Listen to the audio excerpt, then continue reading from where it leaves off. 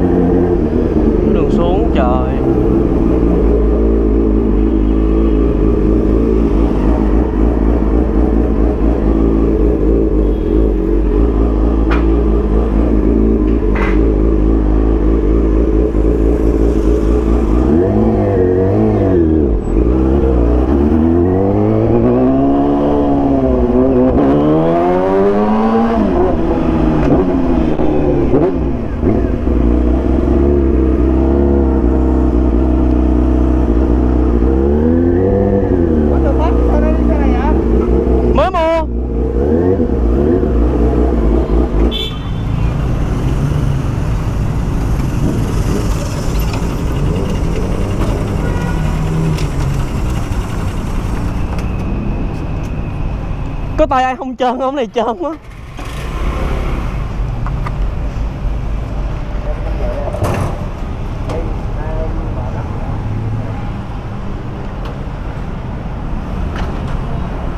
Quốc dặn cái bánh này Quốc.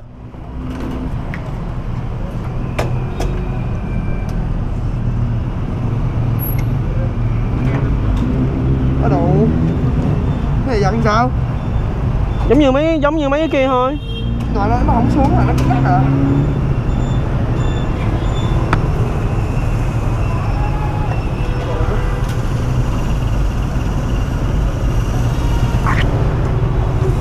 Để chặn thử thôi cái này. Ê, nó lên rồi nè. Không, nó chưa đúng ngàm đâu, nó không có lên đâu. Trơn quá không? Trơn mà đủ. Bên nào mới được chứ, mở bên nào? Để không biết. Ấn nó xuống luôn mà. Nó trơn quá. Thôi khỏi đổ đi. Còn nhiều không? Không biết nữa, đổ chắc nhưng mà đéo được thì thôi. Ngắt rồi. Cứ ngắt rồi thôi gọi đi. Được chưa? Chạy luôn rồi. Trơn nè. Trơn không có thế bạn. Không có thế luôn. Dạ. Giờ nó về đổi nắp này đi đủ. Khỏi đi. Còn nhiều bình còn nhiều xăng không? Sao nó có khí đẩy? Còn nhiều không?